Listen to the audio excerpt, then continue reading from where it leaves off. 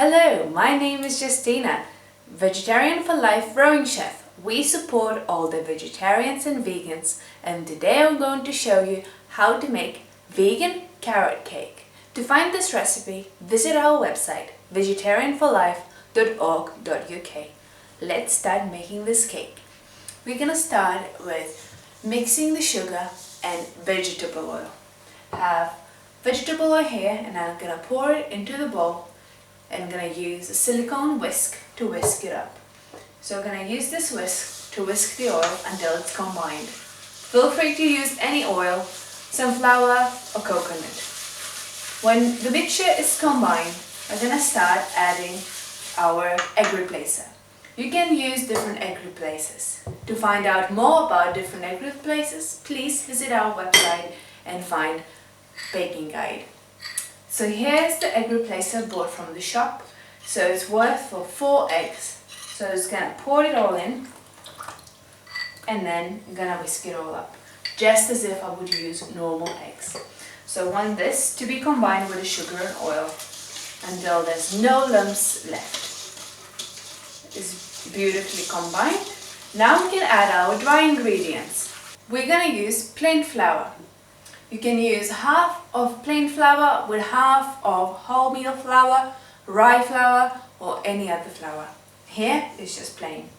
So I'm just going to pour it all in a bowl.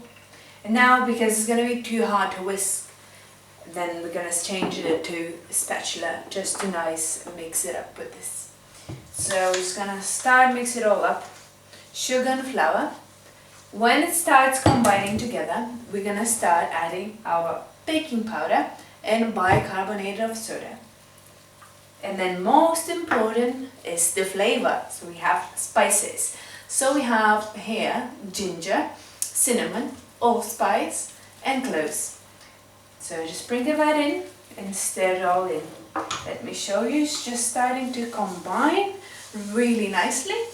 And then it's gonna start changing the color because all the spices. It smells a bit like Christmas or a pumpkin spice. So it's gonna all combining together and get really thick. But not to worry, we're gonna add carrots. So I have pre-grated carrots, and I'll tell you a secret. You don't have to use only carrots. You can use parsnip or any other root vegetable you prefer. So just putting all in, and that will create a lot of moisture in the batter. So I just have to mix it all in. And when it becomes a little bit looser, then we can actually start adding our additives. So what flavor you would like. You can add orange zest, or you can have nutty flavors. You can have some dried fruit, whatever you prefer. Today I will be using walnuts. So I have chopped them in advance and I'm going to sprinkle them in and start mixing them in together with the rest of the mix and the carrots. So as you see, everything is combining together, so giving a little last stir. It might not look very combined, but when it comes into baking tray and baking, it will be just fine. I have pre-lined 25 centimeter, 9.5 inch tray. So let me show you that, just here. So now we're gonna place it in here. I'm gonna pour our mixture. So as I said, not to worry if it's a little bit thick. It's gonna work just fine. I'm gonna place that all here. And then just gonna flatten it all out. Make sure all the nuts and carrots are spread evenly. So maybe a little bit different from your normal carrot mix, but here we go. We have a vegan carrot cake mix. So I'm gonna pop it in the oven, 170 degrees, 45 minutes. And then we're gonna decorate it. Obviously not gonna make you wait this long, and I've made a cake in advance. Here we go. Should look just like this when it comes out of the oven. Your house will smell lovely. And then you decorate it the way you like, but I prefer using cream cheese. So it's vegan cream cheese, shop bought. You can make your own by using cashews. I added some vanilla bean pod, icing sugar and orange. So now I'm gonna have a little mix and it's quite thick. You don't have to add any vegan butter, but if you like to be more solid, then you can add it. So now we're gonna add it all on the top. Just really nice. Make sure it's empty all in, and then we're gonna spread it all around.